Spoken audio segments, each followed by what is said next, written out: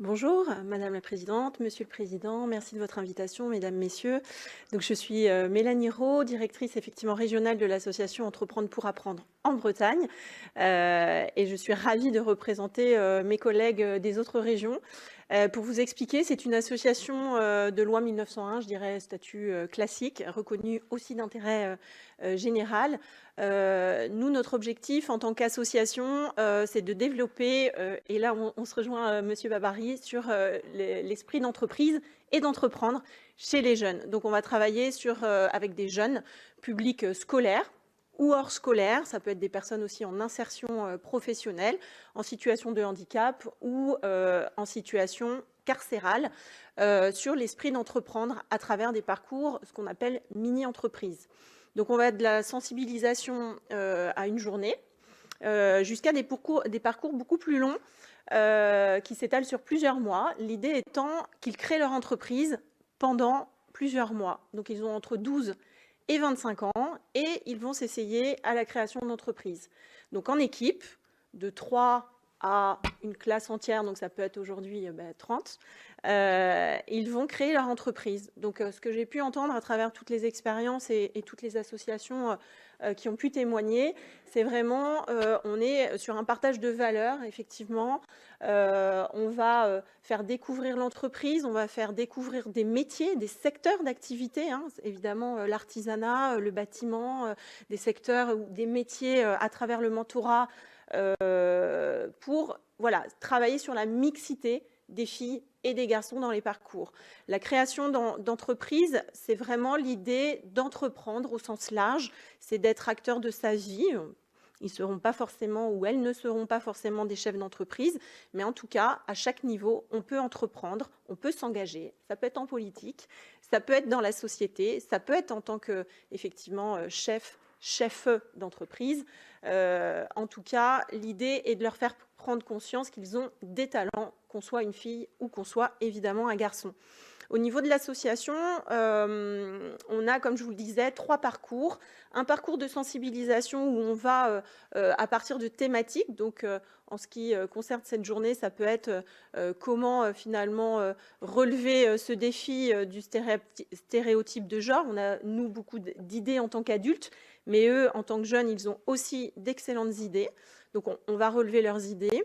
Ça peut être des parcours intermédiaires de plusieurs heures, c'est-à-dire de 35 heures à peu près, sur un modèle un peu plus semaine de stage, où ils vont s'essayer à la création d'entreprises et puis ils vont y arriver jusqu'au prototypage. Donc il faut bien imaginer qu'ils posent une idée sur une thématique, sur une problématique qui peut être quotidienne, ou de métier, ou de secteur, et ils vont y répondre concrètement.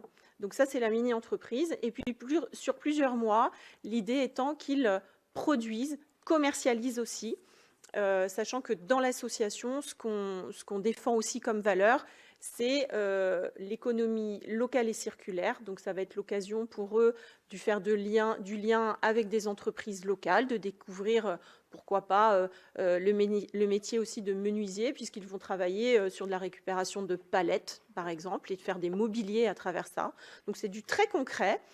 Pour donner d'autres exemples, ils peuvent récupérer des gouttières, en faire des petites jardinières pour des potagers. Voilà, c'est vraiment des idées très concrètes, ou récupérer des tissus et faire des trousses. Et ils vont les revendre. Donc les bénéfices qu'ils vont pouvoir sortir de ces ventes et de cette commercialisation vont être distribués à des associations, puisque l'idée aussi, c'est à travers l'entrepreneuriat, c'est d'apprendre à entreprendre aussi pour les autres, puisqu'ils seront acteurs et qu'ils sont déjà acteurs de ce monde et de ce monde de demain. Donc on veut les engager aussi pour les autres et cette société qu'on est amené à discuter ensemble. Voilà pour l'association Entreprendre pour apprendre. Donc on existe à travers une fédération nationale. Il y a 17 associations Entreprendre pour apprendre. Donc je vous invite à toutes les rencontrer sur vos territoires. Il y a de très très belles actions dans vos régions. Moi j'ai la chance d'être en Bretagne, très très belle région évidemment. Mais il y a des très très belles régions partout en France, territoire d'outre-mer aussi, qui mènent les projets. Tous nos parcours sont habilités ministère de l'Éducation nationale. C'est pour ça que l'on travaille vraiment en partenariat, j'insiste fortement, avec les enseignants, les équipes pédagogiques entièrement investi sur le sujet. On a tous, je crois, évoqué dans nos prises de parole le mentorat. C'est chez nous quelque chose de aussi fondamental dans notre approche. C'est-à-dire que, en tout cas sur la mixité filles-garçons, ce qu'on a pu constater, c'est que les filles avaient du mal à se projeter. Et là je rejoins vraiment ma voisine, c'est que c'est dur pour une fille de se projeter quand finalement on a un mentor, on a un parrain qui est plutôt un homme qui certes a un parcours riche, intéressant, et ça on ne va pas tout enlever, on est bien sur cette notion d'égalité, mais ça va enrichir la jeune fille, la jeune femme et les garçons aussi sur des parcours féminins qui sont aussi riches, aussi porteurs, et de se dire en fait c'est possible, je peux. Donc ça, c'est encore important. C'est vrai qu'on est confronté, alors autant au collège, les jeunes femmes et les jeunes garçons ne sont pas tellement sur la question de l'égalité. C'est vraiment ancré et c'est même pas un sujet.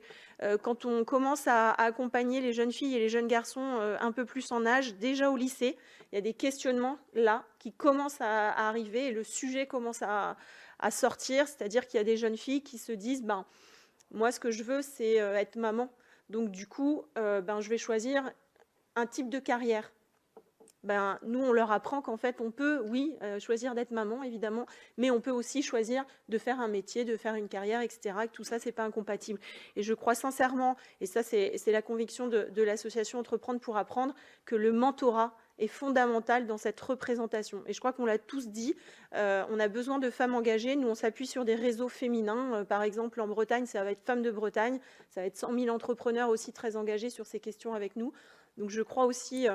on a fait connaissance avec l'outil en main. On est persuadé qu'effectivement, en partageant ces valeurs communes et en fédérant ce tissu aussi et associatif et d'activités et d'entreprises et de secteurs d'activité, on ira bien plus loin sur ce sujet de la mixité.